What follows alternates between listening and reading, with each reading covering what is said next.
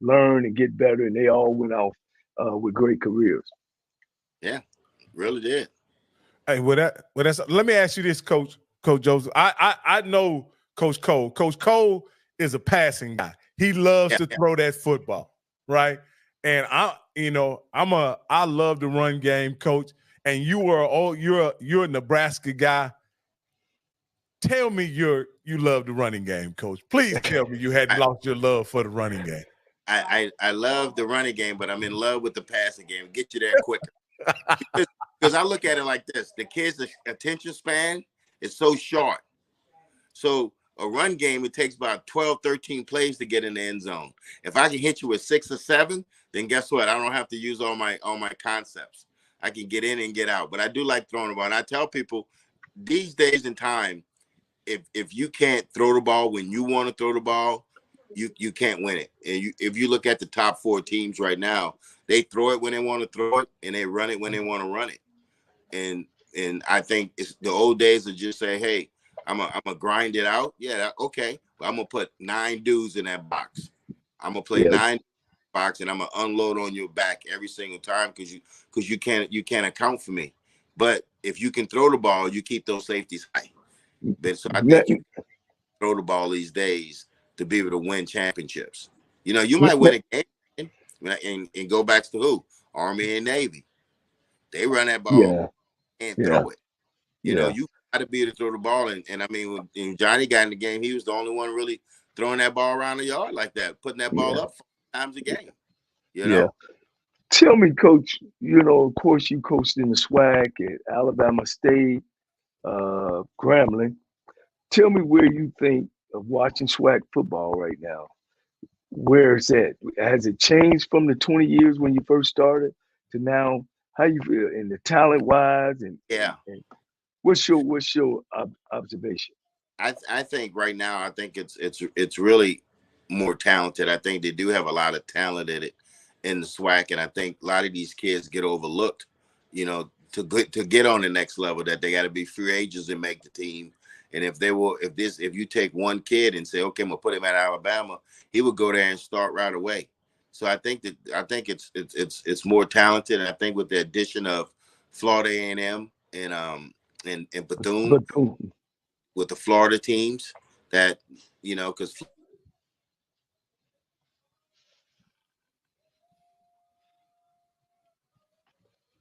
we can't hear you, Coach.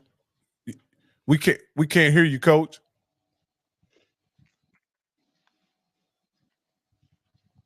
He must be on his phone. Someone must have called him and interrupted his Oh, okay. But we're gonna have to be his agent, Rocky, and call around to some of these schools and see if we can't get him on some lists. And Rocky, and I know we're gonna get into that. We can't hear you, Coach Joseph. You may have to come out and come back in.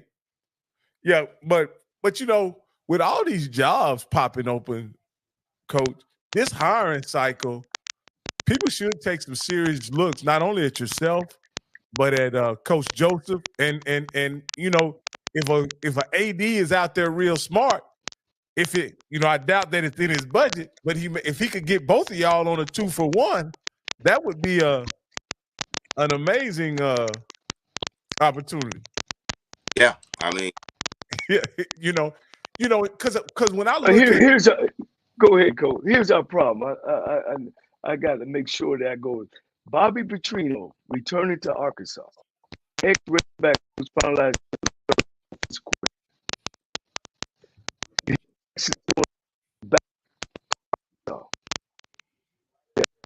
Because they won't. You're breaking up, Coach Cole. You're breaking up really bad. Yeah, you break it up. Let me see. Let me add him back. Go ahead, Coach. He's still breaking up. Yeah, you may need to reconnect again, Coach. Yeah, Coach Joseph, with all of these jobs coming open all over the country. Power 5, Big 12, Power 5, Group of 5. Are you only looking at head coaching positions, or would you be willing to coach, be a position coach, or possibly even a coordinator? Oh yeah, I'm open. I'm open, to position coach, coordinators, whatever's available. Yeah. Okay. Okay. We can hear you now. Yeah. Yeah, we hear you just fine. I was just talking about Bobby and he had an issue.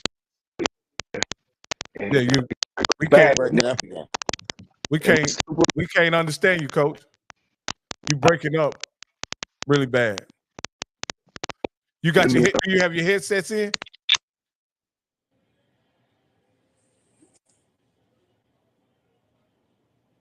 Hold on. Can't hear him. No, we can't hear him now.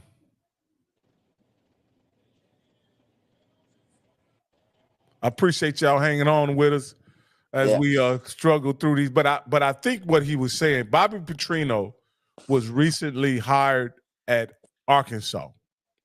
And if you remember, he was once the head coach at Arkansas, and he was basically fired due to an inappropriate relationship with a member of the staff, right? At that very same institution. That very same institution. And I think Coach Cole was pointing to the fact that he can be rehired.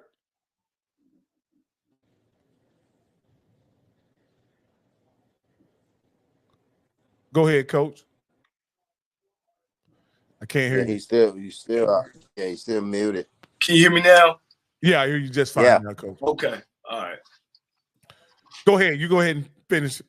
Yeah, well, and that's why I was getting around to you always talk about those HBCUs for real about their football programs.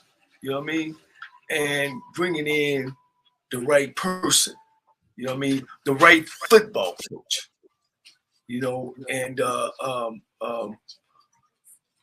And football is about football. A guy's personal life, unless he don't broke the law, is his personal life and him between, whether it's his wife, whether it's between or whatever. As long as he don't break the law where it embarrasses the university.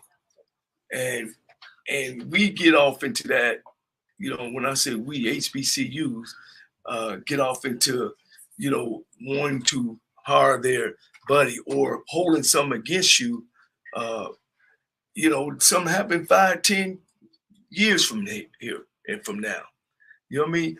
You hire the best qualified guy, because like I always said, out of 100% of the coaches, you only got about 20% of them are winners. Yeah. That means they win wherever they go. And football is about raising money. It's about galvanizing alumni. It's about putting you on the map.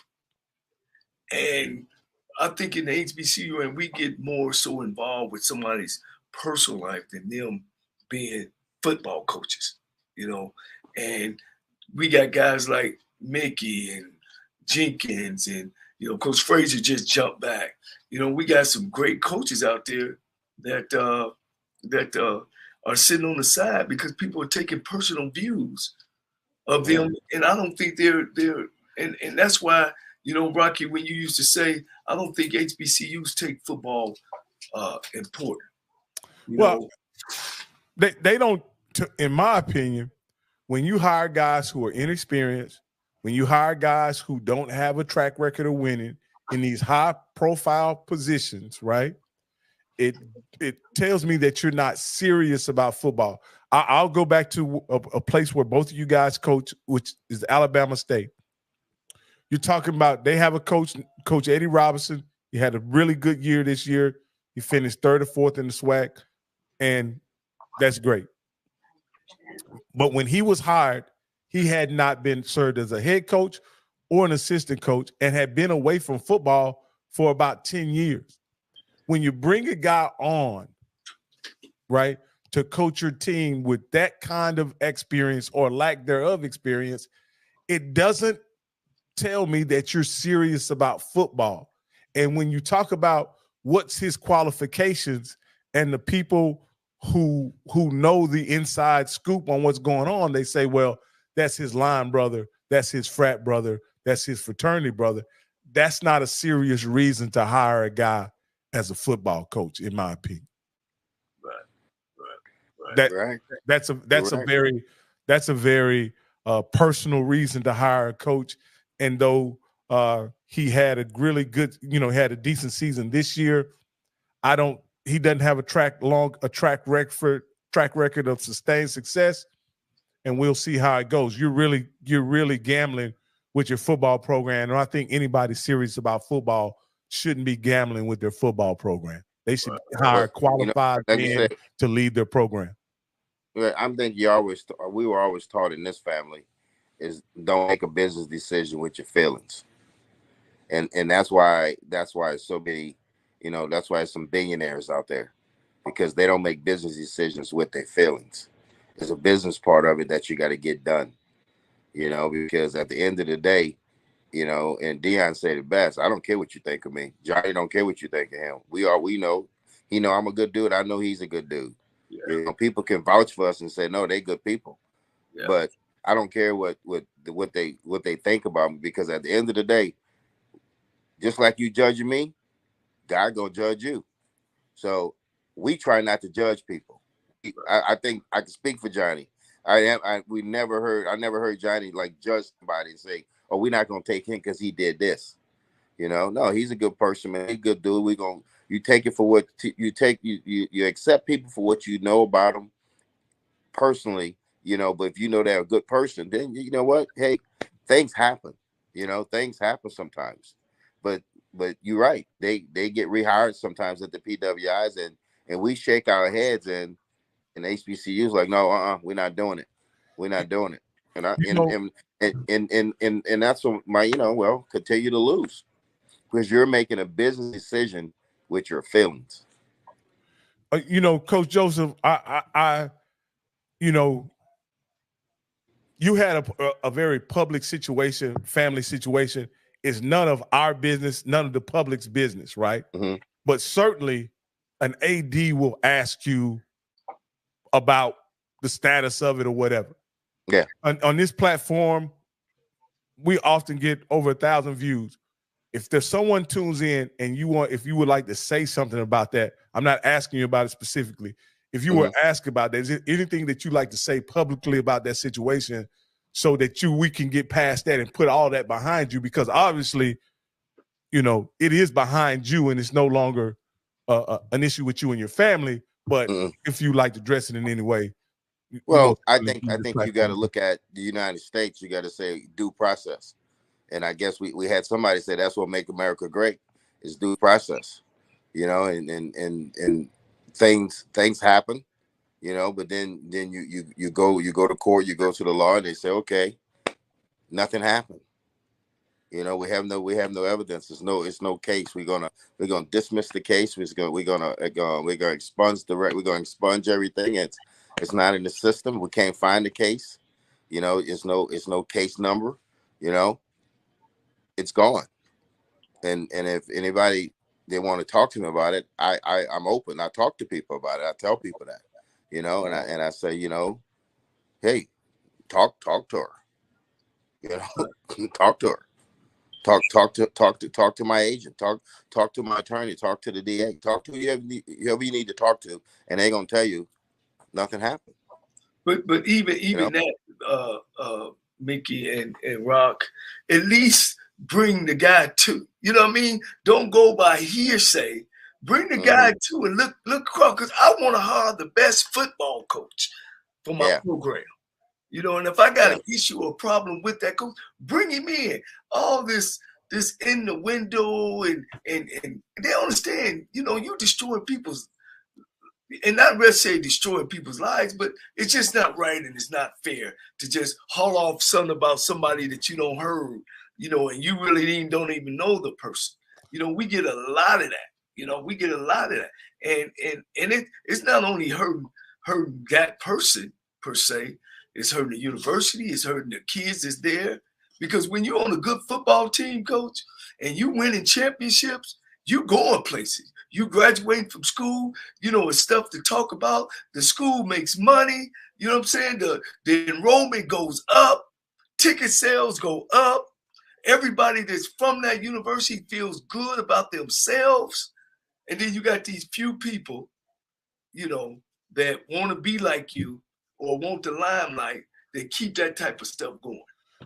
Well, yeah, Coach Cole, that's what I wanted to do is give Coach Joseph an opportunity to just tell him it's water under the bridge. It's no longer an issue for anybody, and it's nothing to address. You know what I mean? At this point, it won't affect his ability to be hired. It won't affect his ability to hold a position or anything like that. A lot of times, again, I've been a black man 53 years, and I understand how difficult it is to maintain a pristine reputation. And I dare to say that if you ask people about me, you can find somebody to say something bad about me, right? But don't take their opinion of me if you're considering me for an occupation that I've spent 20 years building a career in. Bring me in, talk to me about it, and let's have a discussion, especially if I'm qualified to do the job, right? Right. Let's not, you know, I forget the comedian that said this one time, but it be your own people sometimes, you know, that hold things against you that the world has forgiven you for. You understand what I'm saying? Yeah. The world has forgiven you for it. The world has wiped the slate clean, and yet people are still trying to hold it against you for one reason or another. And I say, why? When as you pointed out, people, you had heard through the grapevines that people had said some things about you that absolutely were not true, and you had to point out, hey, I'm certified in 4 or 5 different states to teach. Had there been any issue with my conduct in any way, that would not have. Each state requires a background check. Yes. If there would have been any situation, anything substantiated, I wouldn't have my certifications. That's right, Coach. So let's move on and let's start talking about my qualifications as a football coach, not things that I've dealt with personally. And again, I understand that it's hard enough as a black man, you know, navigating life without people making up things about you, Coach. Yeah. It's hard enough. Yeah. Well, Mickey might jump back on. Okay, but we can get to the news, Coach. Yes, sir. Yes, sir. Canned HBCU coaches, and you can see, Coach, we added somebody else to the group that we have here. Yeah, Hugh Jackson of Grambling State was let go as of today. You know, and as far as I know, all these jobs are still open, Coach. Yes. Eric Dooley, who we had on last week, and I forget the gentleman's name at Morehouse. It escapes me. Hugh Jackson, McKinney, and oh man, I forget the guy, Clark. But the Clark job has been filled. Is that correct, Coach? Yeah, the job it's been filled by Coach Keaton. He used to be the head coach at Allen University. They will start in January. You know, and my resources now is telling me that Fred McNair of Alcorn State, you hearing it first on our show, that is a possibility that he'll be headed to Texas Southern University. And now repeat that again, Coach. Did I hear it right? Yeah, our resources is saying that Fred McNair would be the next head football coach at the Texas Southern University. So that would think that Alcorn State's job would open. Wow. Now, wow. I never would have thought that Fred McNair would leave his alma mater. Yeah, well, you know, our resources of saying that's not us personally until, you know, the ink dries on the contract. But if it comes out, you heard it first on our show. So, you know, I'm like Adam Chef now, Coach. You know, I get phone calls all day long. You know, and you do. Some guy at Grambling now is Coach Sims. You know, a guy that him and the athletic director has a good relationship. Also hearing down at Southern University that they don't know if they're gonna give the job to the interim coach. Man, my mind is reading blank. I used to work with him. You know, Terrence Graves. Yeah, Coach Graves.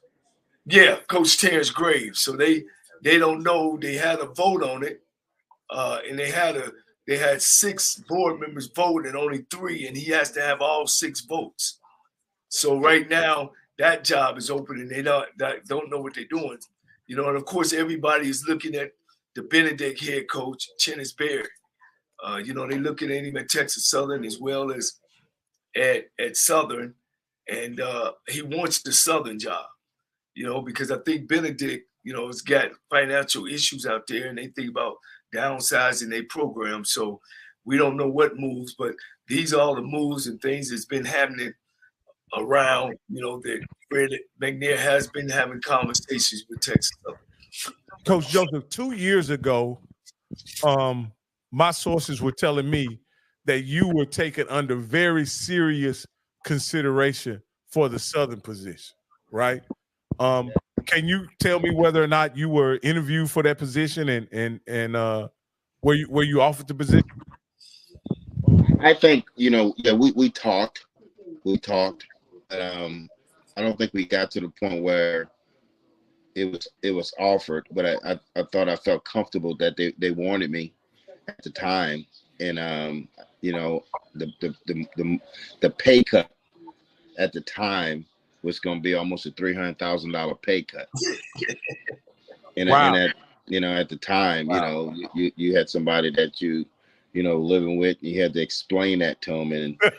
And I think with females, you know, or sometimes else, that's a lot of money to take a pay cut at the time. And at that time, we also had Nebraska, you know, there at the time, and I had other opportunities. But, you know, your ultimate goal is to be a head coach, but not to put your family in jeopardy. Yeah. Because at the end of the day, that's one thing I did learn from the PWI side, that they're not going to do nothing to damage their family financially, you know, and they don't ask you to do anything to damage your family, because you know, we was getting $100,000 raises every year. You know, we got 160,000 bonus after we won the national championship, assistant coaches, you know. So they don't do anything financially. You know, they pay you financially. So when you get fired on that level, then you know, you deserve it, but you usually have another year in your contract. And they don't put all in the newspaper what you done, or if you done some, or who done. They just, hey, we wish you well. He's done a great job here. Yeah. And you move on. And you move on. Close books.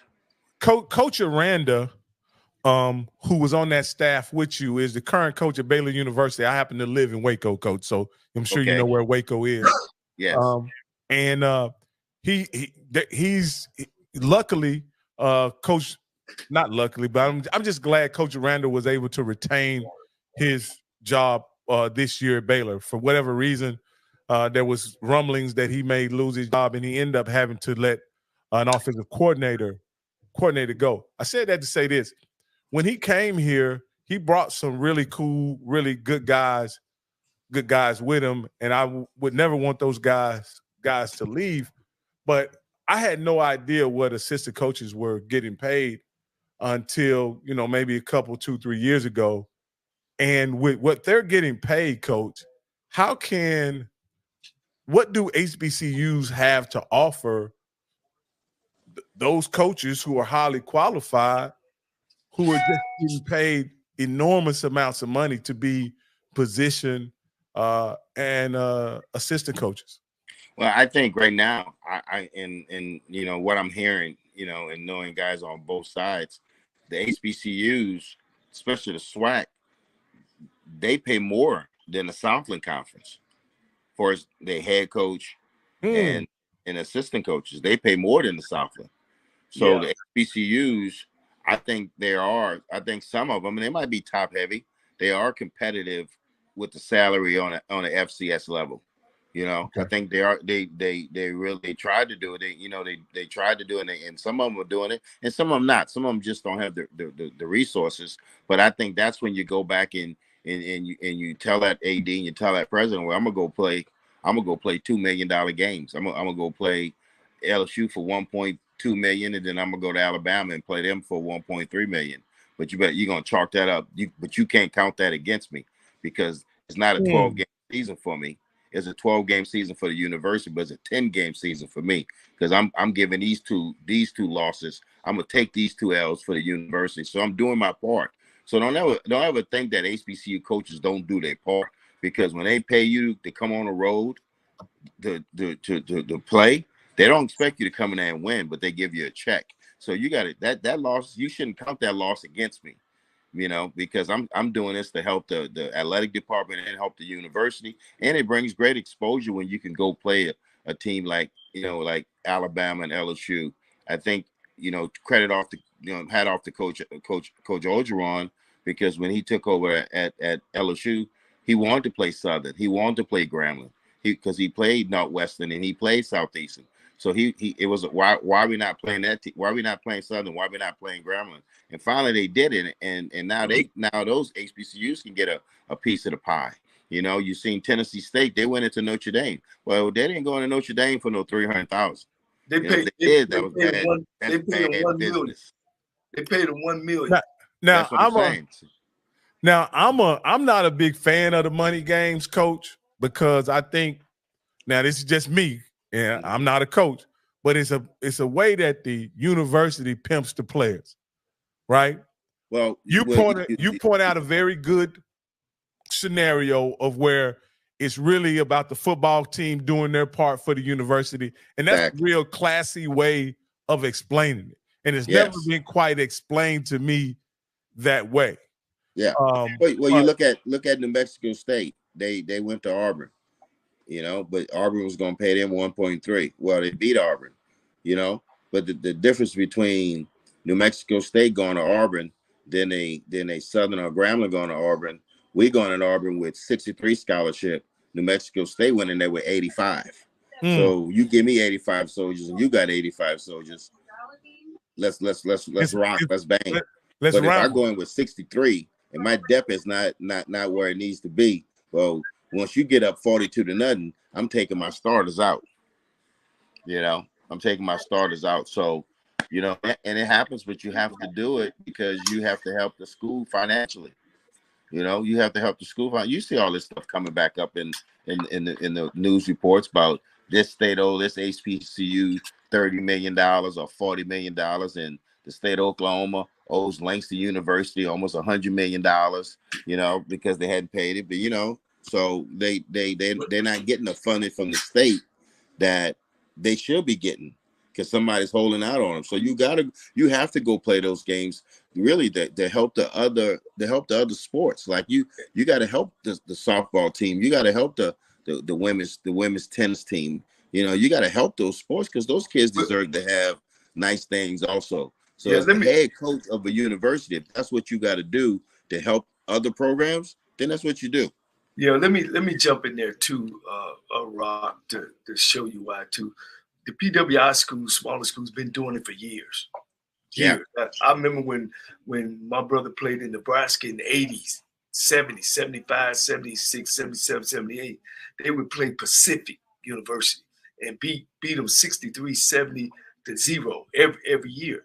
Well, but that was to help funding Pacific's football program. with HBCUs. We just really just started that in the 2000s, the late 2000s, of playing. When I was there, we played Rutgers and UConn, So that money, like he said, especially for HBCUs, is it also not only helps these other programs, it also takes the weight off of lack of alumni giving. Lack of, because the states do not fund athletic programs, so you gotta find monies from other places. But we can do a better job, and this is where I fall off at. I get to tell all the goodies, Rocky, that some of that money needs to go back into that football program, and that's where it doesn't.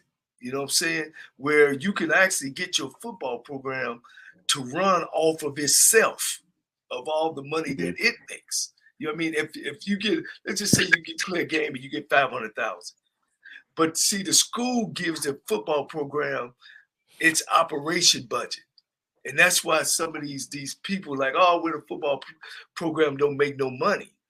You know what I mean? But it's bigger than making money because it's about enrollment and everything else. So to me, is every year a coach plays a big school, if they took that funds, 100,000 of that money, 200,000, after a while, it would have its own operation budget. You know what I mean? Because right now, what's funding HBCUs? Not only those games, but also student fees funds. You got to have them student fees. Yeah. So that's why those games are important. Now, I don't believe in playing Alabama, LSU, Clemson, and the top 10 in the country. Because they're gonna put some whooping on you. They're gonna put some hurting on you, coach. But Johnny, I'm sure if you had to play Nick Saban, you could whisper in Nick Saban ear before that game and say, "Hey, I need to survive this game with my starters." And know what he would do? He would throw the ball. See, people don't understand that. When you play those big time schools, what you don't want them to do is run the ball. You want them to throw it, because now it just turns into 7-on-7 with linemen. But when they run the ball, they banging you. Your kids getting double teamed. Your linebackers getting worked up too. They cutting you. So you don't want them to run the ball. You tell them, hey man, throw it every down. Because now I'm just rushing the passer, and it's 7-on-7, and it's athlete on athlete. What happens is in that box, you get dominated in that box, and you play a team where banging you lose 4D tackles, then guess what? You down to 5 and 6, and they can't play dead in the Western. Oh yeah. So, you really don't have no depth in Division 1 AA. No, so you want them to throw the ball. You want it to turn into let them throw it. Let them throw it. Because now you can get out of that game healthy. Because the thing about it is, like, at the end of the day, you want to get out of that game healthy. I remember we was at Grambling and we went down to California to play Cal, and they got this kid named Golf. We don't know who he is, first round pick, right? And they threw the ball. Now, don't get it twisted. Now it was like 42-7 at halftime. But when we got back on that plane and I went through my receiving corps, everybody was healthy. Went through the lineman, everybody was healthy because they threw the ball, and it turned it into 7-on-7, and we threw the ball. So it made the game longer. But guess what? We survived that one game. But also the school got a nice check. The people in the cafeteria got paid, and everybody happy. Right. Yeah, that's quite interesting right there. I didn't realize. See, that's why this show is so important. We look at those games as money games and as ways that the university kind of takes advantage of the student athletes. But you showed us not only can you do it, they're doing it for a good cause, not only benefit the football program, but the university at all.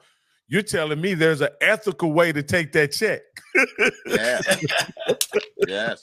That doesn't compromise your players physically, No, and that's you being a coach protecting your team, because at the end of the day, those games not going to have anything to do with you getting to the Celebration Bowl. You're right. Those 2 money games. All right, Only all thing right, gonna Coach. cancel when you get in the swag. We gonna, Coach. I gotta put you on the spot. Go ahead. Out of these openings and possible openings, give me your top three that you at least let you come to the table and give your shot at. Well, Which one? I think just being more familiar. You would have to go Southern. Okay. And because I still have my house in Baton Rouge, so that'll be an easy fix. Oh, then wow. I think you would have to go Texas Southern because of the recruiting aspect of it. And you get to live in Houston. Yeah. And I think when you go to the Becca, you go to the prestige one is Grambling. So you can go 1, 2, 3, and you'll take any one of them, but in that order, that's how you want to look at it. That's how my camp. That's how my agent and my camp. That's how we looking at it, because we got to look at hey, you got a house in Baton Rouge already. Okay, so you don't have to hit them across the head with a big salary, because we got to understand what all these schools are doing right now. They still got to pay that coach to not be there. So you can't go there and say, hey, I want a $370,000 salary. You can't do that. Yeah. So so you got to say how much you got to pay this coach, how much you owe this coach, how much you owe that coach, and they got to be upfront with you. Well, let's look at that for a minute. Do you got one more year on this contract? Yeah, I think so. Yeah, I think and that's $400,000, because I think he was making 4 a year. Yeah. And Dooley got $600,000. Now Texas Southern is zero. The possibility of Fred McNair opening up at Alcorn is nothing. But look at Dooley gets 600, Jimbo Fisher gets 76 million. So that's the difference, and it is what it is, but that's the difference. That's the difference. That's how much money they have, and that's how much money we have. But the thing about it, you're with your people love you. You hope that you can go win some games for them. And that's what you try to do when you take these jobs. And I think the job at Southern, I think that's a strong job, because it's in the middle of Baton Rouge. You can come to New Orleans and you can sit right here in the middle of the state and do what you got to do. And same thing with Texas Southern. You're sitting in Houston. I always say it's no excuses for these three schools to be losing. No excuses. We won at Alabama State, and we won when I was at Alcorn with Jay Hobson. And it's no excuse that those schools should be losing. Now let me ask you this, Coach. In my opinion, Grambling and Southern are two of the most prestigious jobs in HBCU football. Absolutely. I can't come up with one more prestigious than Grambling. But is there any other jobs that are more prestigious, whether they're occupied or not, that are more prestigious than Grambling and Southern? I'd like to hear your opinion on that. No, because I think when you talk about HBCU, I think Willie Simmons, you got to take your head off to Willie Simmons, because he's spanking him right now. He's getting after him. Ray's getting after him. I work with Ray at and I call him Ray. His name Willie, but he worked with him at Alcorn, and he's in Florida A&M. They have a strong backing also. So they're prestige too now. They won some games. And I'll be there this weekend at the SWAC championship, so I'm gonna go travel over there to see that game, and looking for at least a competitive game anyway. I don't know if it's gonna be close. Well, let me say this. Let me say this about prestige before we go there. Now, some of the schools are academically prestige. Absolutely. I'm talking about football. I'm talking football. Yeah. I'm talking football. But Johnny, don't you? I think they all do a good job.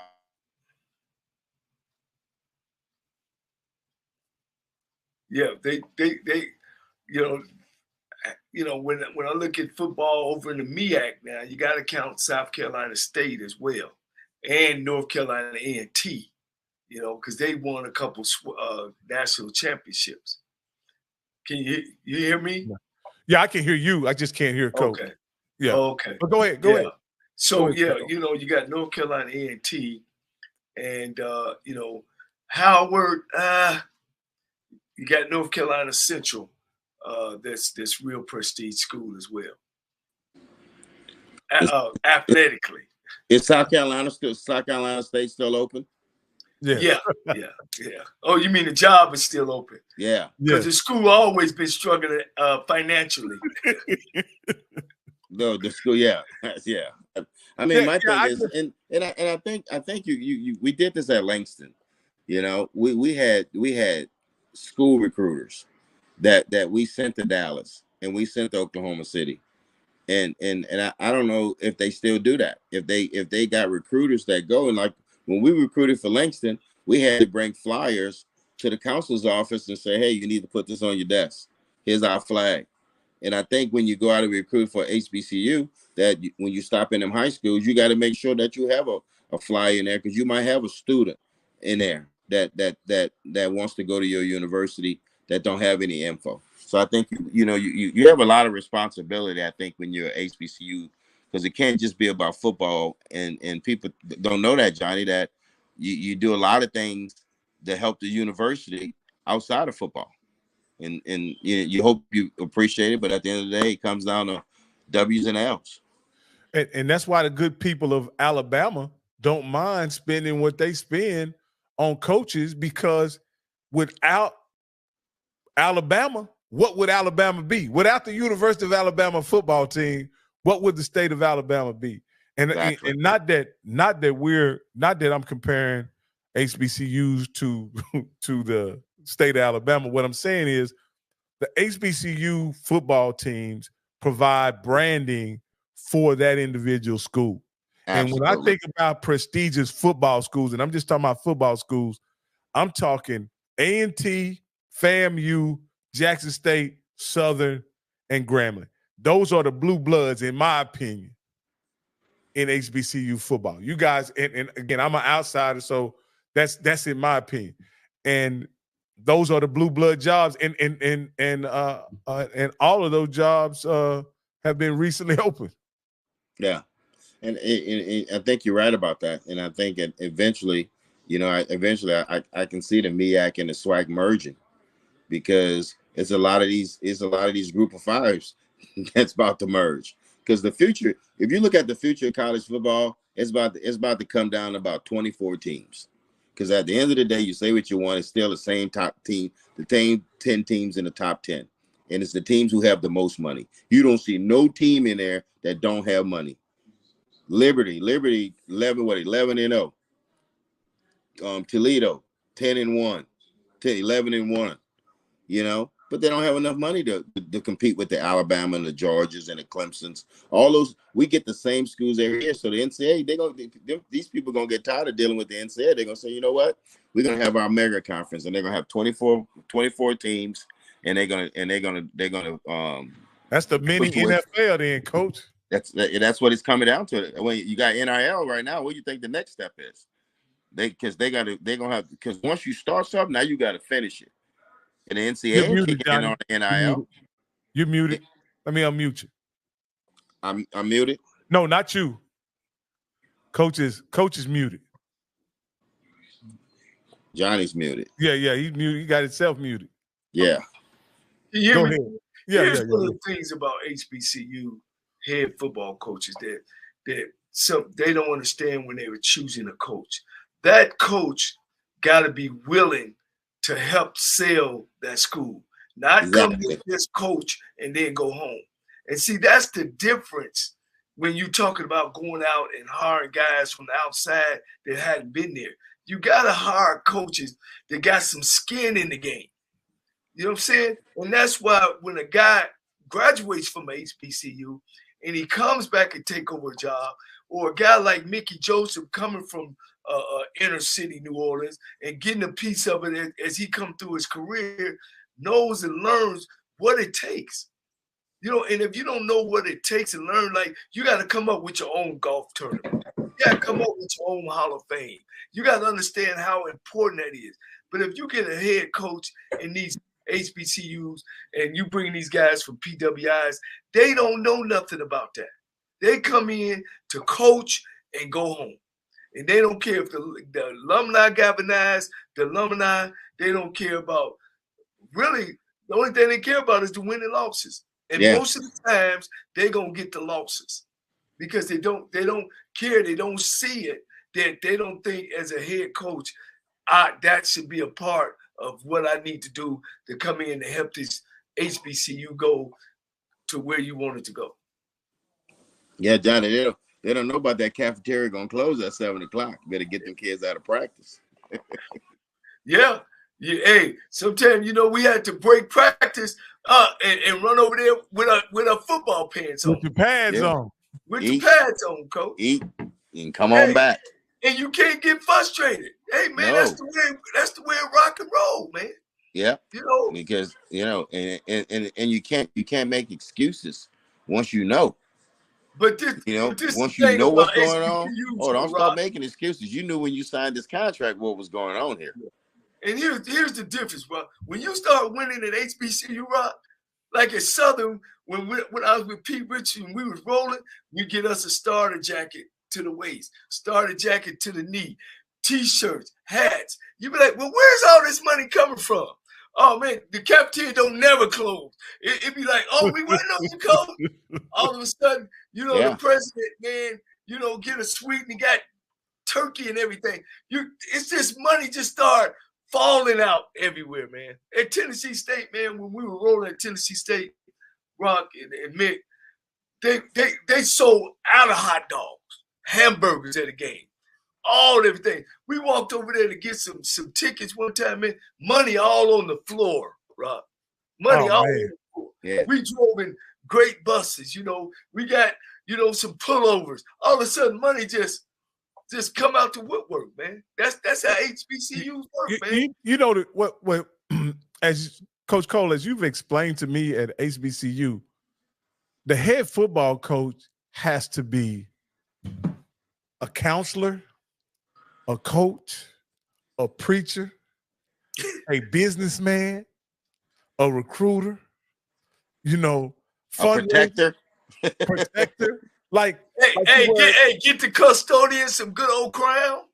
Yeah. What I mean? What you drink, man. I need this locker room clean. Exactly. And I think also when they come in there, they don't care about that.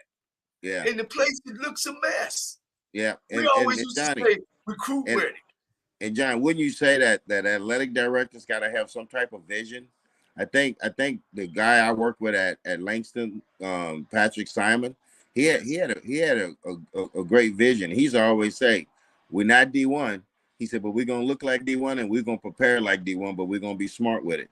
So when we went on the road, we took 3 buses. And I remember we go and play Tuskegee that year. The lady thought the third bus. It's Division II school now. Yeah. And but he had vision and he knew how to move them numbers around and make sure everybody had what they needed. So you need a guy that sits in that seat that can go raise money, but he also knows how to budget money. It's like raising a family, Johnny, y'all had a huge family. I'm sure y'all, there's some things y'all is like, okay, how do we get this? It don't matter. Mom and dad took care of it. And that's what an athletic director at HBCU's got to have. He's got to have a big vision, and he's got to be the budget. He's got to be to handle that budget and make sure all these kids don't know. Hey, they don't even know we don't have money. We didn't know we didn't have money. You got to make sure the housing director have his warm-up suit. You know what I mean? You got to make sure the chief of police have his hats. The bursar office, they better have it so those kids get their checks on time. Yeah, you got to. But you think about it. I think being at HBU, you got to be a well-rounded. You got to be a people person. They got to enjoy your company, because if you're an asshole, then guess what? They ain't dealing with you. They'll let your paperwork sit on that desk for about a week. You being disrespectful. Hey, Rocky, you order your buses at 6 a.m. If you ain't right, them buses come at 6 p.m. Yeah. Like, man, we 6 hours behind. Yeah. So you better learn how to treat people. And that's one thing I learned, that hey, when you at a HBCU, I remember when I was making a transition from Grambling to Louisiana Tech. If I wasn't nice to those people, at Grambling, they wouldn't that exit when you got to get everything. All this I never seen. You got to get everything signed from somebody when you leave. But when I left Louisiana Tech, I had to get nothing signed. Just give them my keys, leave my keys in my desk.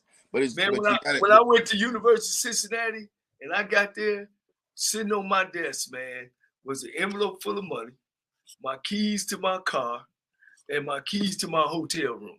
yes. I was like, wow, I'm here. I don't made it. You know what I'm saying? Yeah.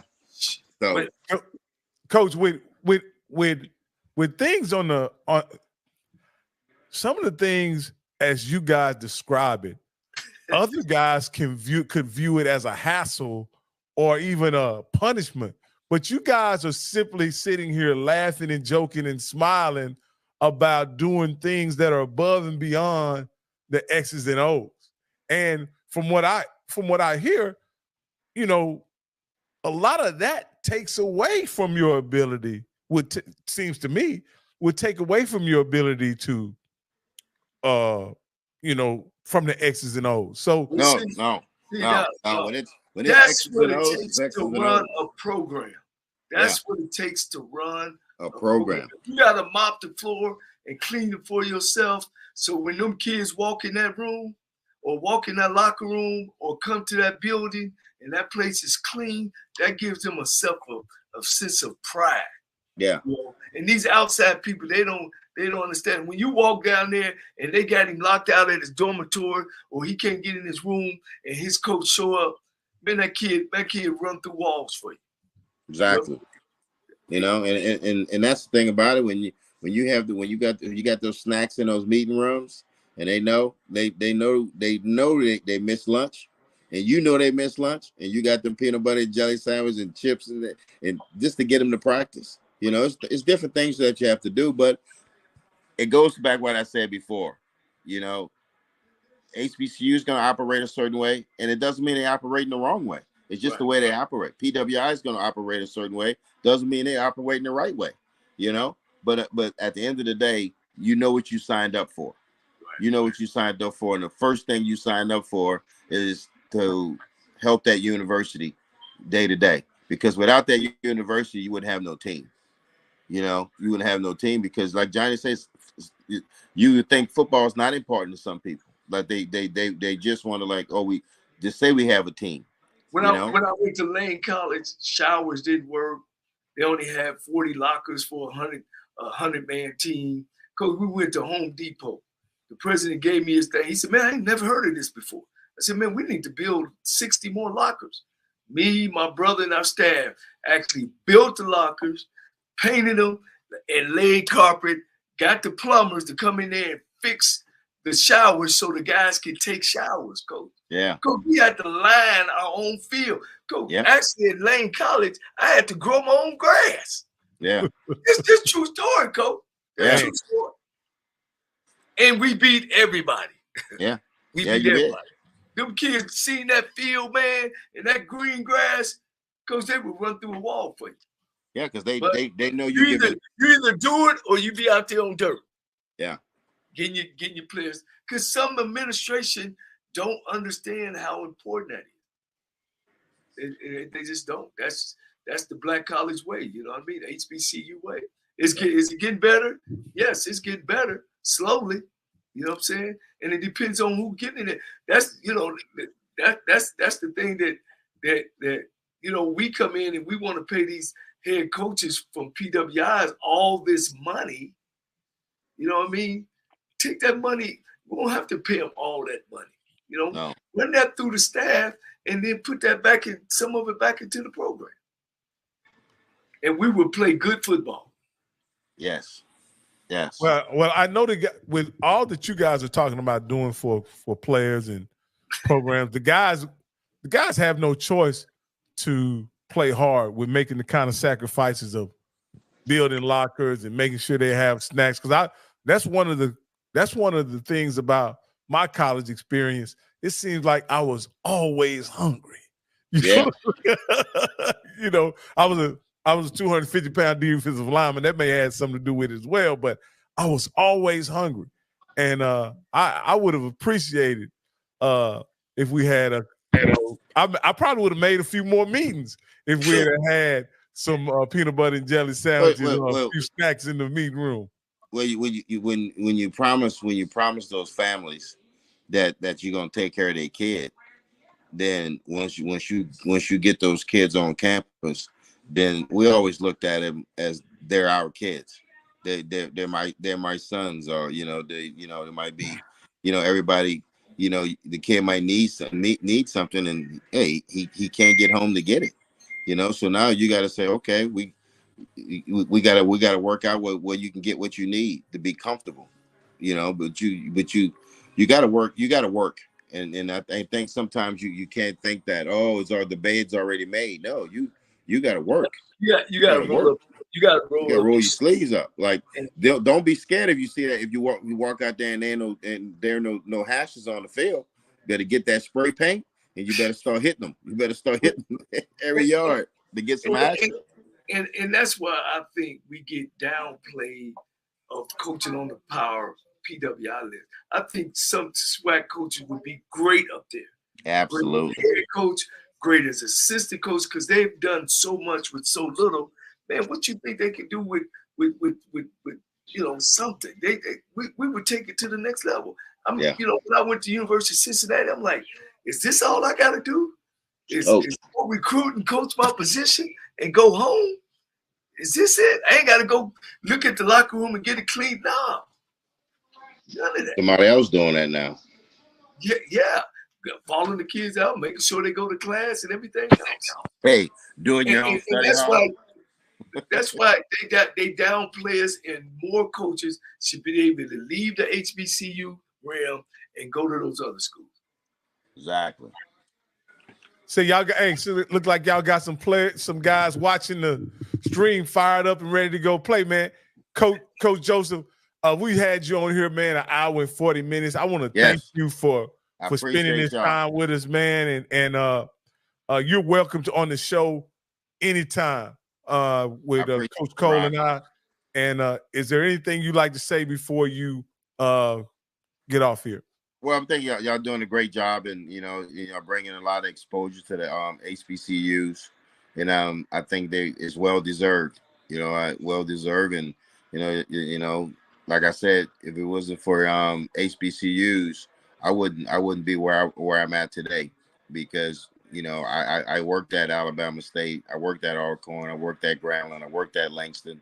So I always say my foundation is HBCU, and I want to, I like to tell the young coaches that's in the HBCU, don't believe that you can't make the jump from an HBCU to a PWI, but you got to make sure that you're networking and that you're connecting with other guys that's working on those staffs, because you're just good as a coach as they are. And one thing you probably gonna be able to do better than them, you're gonna be able to relate, because the kids identify what they see in the mirror, so you're gonna be able to relate to those kids, and sometimes that's a threat, and sometimes they're not. You gotta fill it out. But I always tell, be you, dream, do what you got to do, but at the end of the day, make sure you take care of those kids. And at the end of the day, that's what I know. You pull up any one of my kids and ask them, did Mickey take care of you? And they're gonna say yes. And like I said, I'm about to have another Bolitnikoff winner coming out of LSU. And that's my league neighbors. And I talked to him, and I talked to Brian Thomas. And his relationships with kids that you're never gonna you're never gonna lose. So continue to do what you guys are doing, and appreciate it. And I look forward to being back on the show. All right, Coach. Hey, I look forward to seeing your name in the headlines, being hired at one of these universities really, really soon. Thank you so much. I hope so. Appreciate you. JC, I'll holler at you tomorrow, man. Yes, sir, man. Yes, sir. Right. Later. Hey, Coach, we kept Coach Joseph on overtime.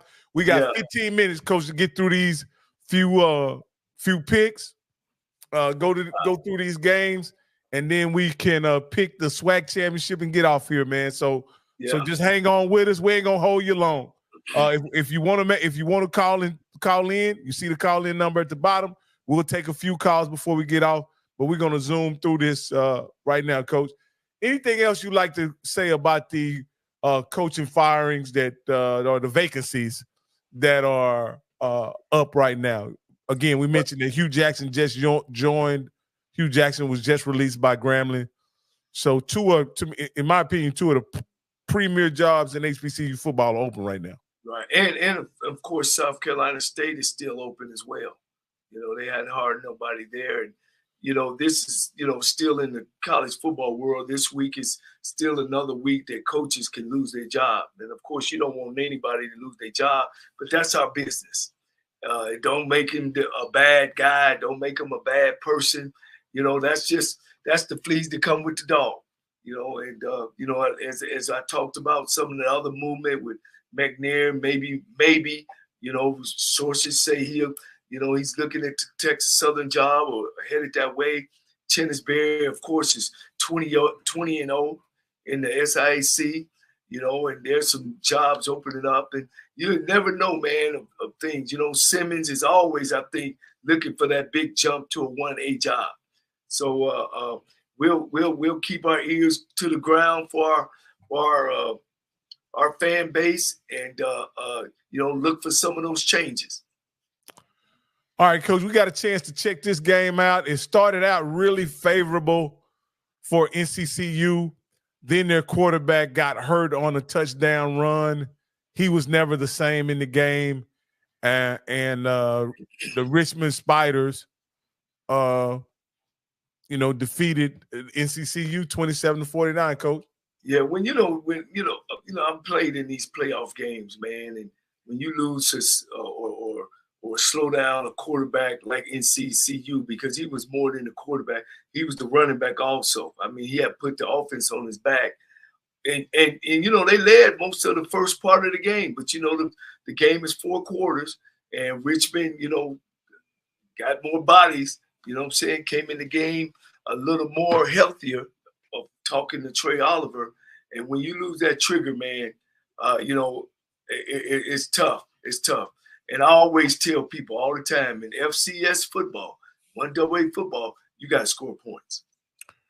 Well, Coach, it looked like, you know, really Richmond was on the ropes. UNCC had scored 3 touchdowns on 3 straight drives. They had them on the ropes 20-7, and the quarterback gets hurt.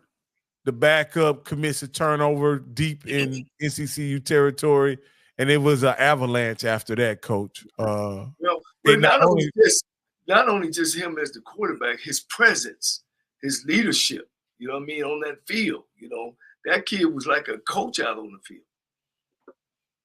Yeah, and I look forward to seeing him in some of the postseason games as well, trying to showcase his talent to, you know, possibly get an opportunity on the next level. He's just that good of a quarterback, and we're talking about Davius Richards for NCCU. All right, Coach. The next one was the big one. Was a big game in the SWAC. There was nothing on the line in this game. Well, I take that back. There was some jobs on the line, obviously, and against Grambling at Southern. This was a very interesting game, Coach. It went down to the wire after it seemed like Southern had the game in lock, you know, had the game in full control. It ended up being decided on literally the last play of the game. What was your take on this game, Coach? I have to say, man, this is probably the worst Southern and Grambling team I've seen play each other. You know, I thought Grambling had a great run game. It just wasn't good in the red zone. You know what I mean? I thought Southern, you could tell they got a lot of great athletes that just made plays, and that's how they were able to score. I didn't see a lot of strategy and things on them driving down. They just had short fields, took advantage of Grambling's turnovers. But one thing, it was the 50th year of the game itself, you know, is a pillar of SWAC football, you know, and the pageantry around the game was exciting. And so it's always exciting to watch. And as an HBCU graduate, you got to show support for them. But it was a tough game. I thought at the end, the last play of the game, the quarterback was throwing a fade route, and actually threw the ball inside when he should have threw the ball outside of the receiver. They drove down there several times at the end of the game. It just didn't come up with nothing, you know. So I didn't see I don't know about you. Did you see a big difference in Southern of what they done? You know what I mean? No, Well, I thought so. What it looked like to me, Coach, is like Grambling was literally fighting against themselves. yes. I'll say this, Coach. I know you may want to pass the ball, but in a big game like that, a big rivalry game, when you're running the ball as well as Grambling was running it, do you tinker with the passing game the way they did? And all of their turnovers came out of the passing game. Yeah. That number 3 and number 2, I mean, Jesus, they couldn't stop them kids. You know, they was hitting out 4, 5, 10, 20-yard runs. But they kept going back. And for whatever reason, Coach, they would always want to pass on first down, which put them behind the chains. The running back would get them ahead of the chains, but it really backfired. That strategy backfired when they got in the red zone. Yes. You know what I mean? Yeah. And so, again, I just think Grambling, and like I say, I was a big fan of Hugh Jackson. I really wanted him to win this game. I wanted him to continue to be part of the SWAC. I thought, unlike the Eric Dooley situation, I thought Grambling was better off from a talent standpoint than when he arrived. You know what I mean?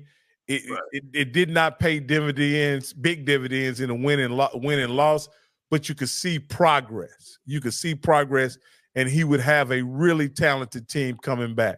Yeah. In the Eric Dooley situation, I thought Southern really regressed under his leadership, to be perfectly honest with you. And that's why I thought his firing was justified.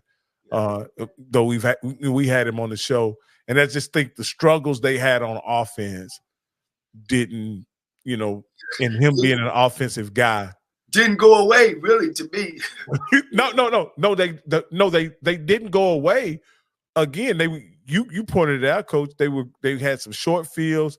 There were some very good plays by some players, but there was no methodical drive making or anything like that. It was just play making by players, in which got them down there. Again, well, you got to mention the Terrence Graves, first coach to ever came. Well, the interim coach on Grambling last year, and then he was the interim coach this year at Southern University. And like I said, word is our sources are telling us that he needs 6 board members to name him as the coach. But I don't think he's going to get those 6. Coach, do you have a relationship with Coach Graves? Yes. Okay, I'm putting in my request as the producer. If you can work something out where we can get Coach Graves on and talk about his experience on both sides of the field for the Bayou Classic, I'd love to get get him some insight on that experience. I definitely will reach out to him and you know, shoot, we get it done. I'll call him right now. I don't mess around, Coach. We got time to call him, Coach. Yeah, go ahead. I'll call him right now. Oh, hey, I'm Coach Graves. What's up, JC? What's going on, baby? Hey, look here, man. We need you. I need you to come on my show, man. You the first man to ever coached on both sides of the ball and won on both sides of the ball. Yeah, I know. I need you to bless me, man, and at least give us 15 minutes of your time. Because, hey, look, you don't pay all your dues. Yeah, man, it's on Tuesday, next Tuesday. Just give me 15 minutes of your time, Coach. Hey, well, Coach, I'm on live, but I'll call you back about that. Yeah, but I'll call you back, man, and we'll talk. And definitely, man, if you clear your schedule for us, man, we appreciate it. Okay, and we'll talk. Okay. All right. Bye-bye. It's done, Coach. We gonna you don't miss, Coach. Coach, You do not miss. Look, people love me, Coach, man. Hey, look, I'm the brother they love to hate. Remember that saying? I'm the brother they love to hate, Coach. Hey, yeah, Coach. I'm excited to interview and have a conversation with Coach Graves. Yeah, that's a very unique. He's a one of one, Coach. Right. One of one. A guy who's won the Bayou Classic as a head coach on both sides, and I'm really excited to get his perspective on this historic game. And he's paid his dues, Coach. He's paid his dues. He's been a coordinator in the conference. He's been interim coach in the conference. He's been a part of a championship program, and he's paid his dues, Coach. All right, Coach, our last game we're going to go over is this here Division II matchup of Benedict College, coached by Chennisberry, against Lenore Ryan. This game started out really good for Lenore Ryan. I mean, for Chennisberry and the Benedict, I guess they're Tigers. I'm not sure. Yeah, Tigers. Tigers. But Lenore Ryan made some halftime adjustments, kind of, went to more of a deliberate running game, passed off of that running game, and they were able to put some points up in the second half. I want to say they scored maybe 21 points in the second half, where Benedict was only able to score a touchdown. The halftime score, I want to say, was 19-11, 19-10. I can't. Yeah.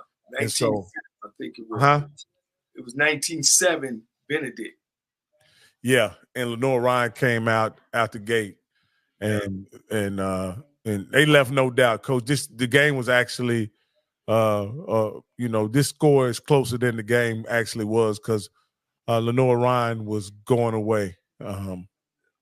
Just couldn't stop him, Coach. Yeah. The Benedict defense was ranked number 1 in Division II, but they just weren't able to stop Lenore Ryan in the second half. What do you attribute that to?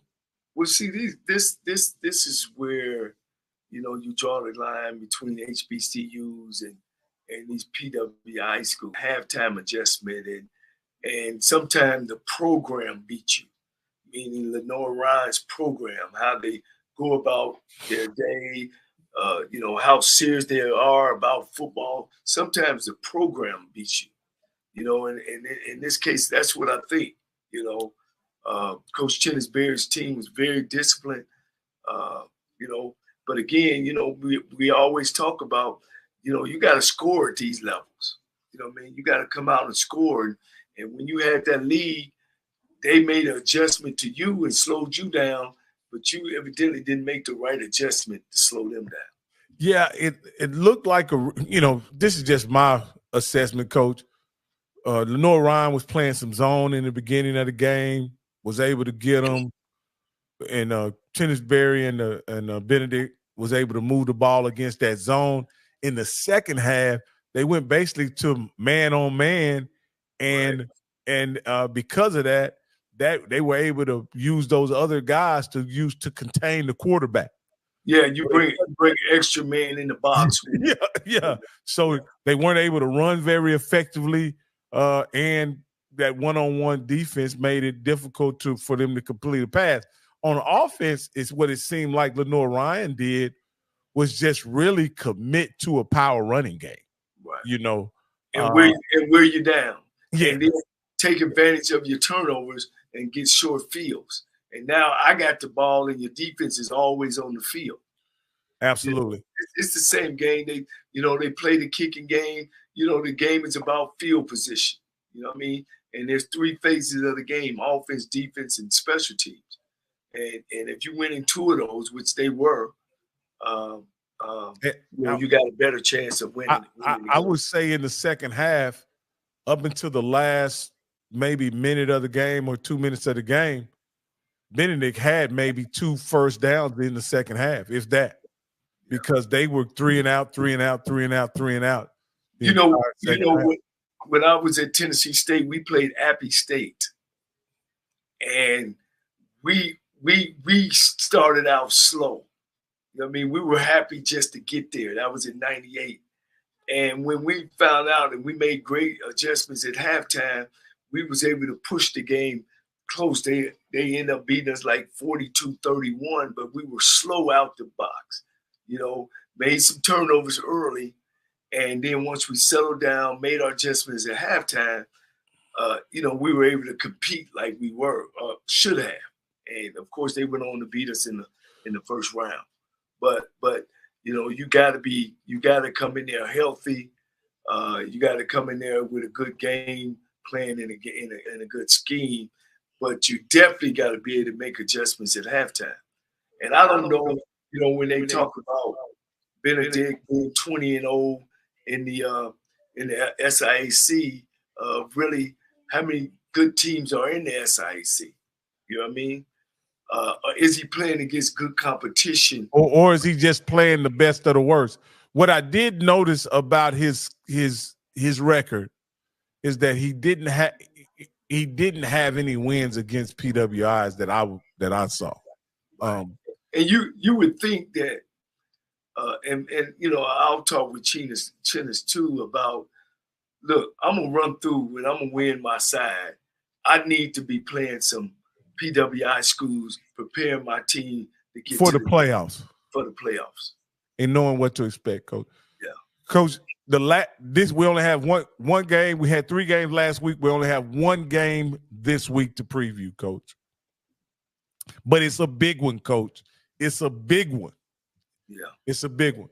It's the SWAC championship. I'm fortunate enough that I'll be at Bragg Memorial Stadium on Saturday to witness this game. Hopefully, I think it's a competitive game. We didn't ask Coach Joseph to break this down, but he gave us his opinion anyway, and he's pretty, you know, for what he did explain to us, he's pretty sure FAMU's gonna take it. And be Prairie and be Prairie View. And here's the deal: FAMU is first in defense, first in offense in the SWAC. Prairie View is 7th in offense, 10th in defense. I want to say, all the numbers, and they 6 and 5. They 6 and 5. And, yeah, Coach. You know, you would think FAMU would just have to show up and win this game, but I think Prairie View has a puncher's chance in this game because, one, it's their second matchup. Nothing about this game will be unfamiliar, right? The first time maybe coming to Bragg Stadium was a shock to them. It won't be a shock to them this time. They'll be accustomed to the routine. They'll be accustomed to the field. And I just think it's always tough to beat a team twice in the same year. But at the end of the year, at the end of the day, FAMU is the better team, and I expect them to win, to be perfectly honest with you, Coach. What's your take on it? Well, you know, one time you got to go in these games healthy. And Florida A&M played tough football. They played Lincoln College at the end. They were able to get their kids healthy as Prairie View played all the way to the end. So that's a big deal. But you know, when you look at both teams, you know, Florida A&M been good for the last couple of years since Simmons showed up. You know what I mean? They ain't been up and down. They've been steady.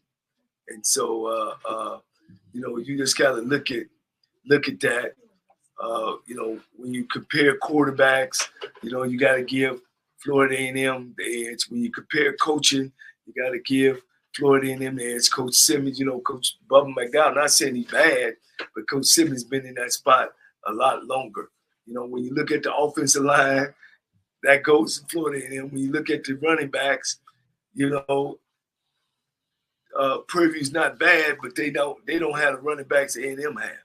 And when you look at wideouts, the speed on the outside, wow, you know.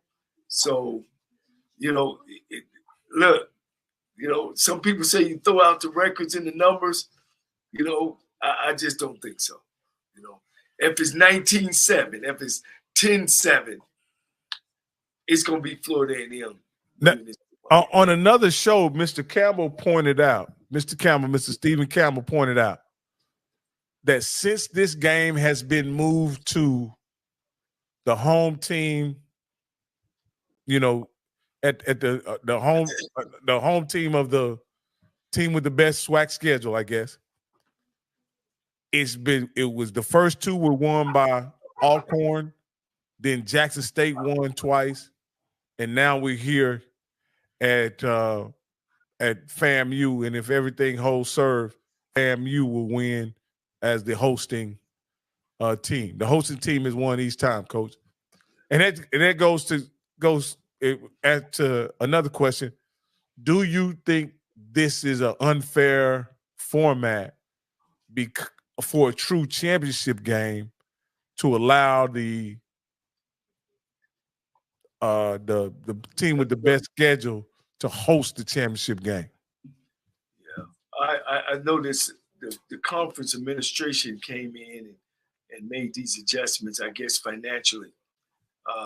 No, it doesn't. It definitely gives the home team the home advantage, instead of playing at a neutral place. They used to play this game in Houston at one time. I think they played up in Birmingham. Matter of fact, that's where I wanted it, up in Birmingham.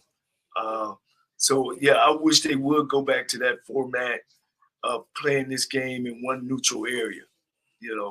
I think it gives both teams, a fair shot at it. Yeah.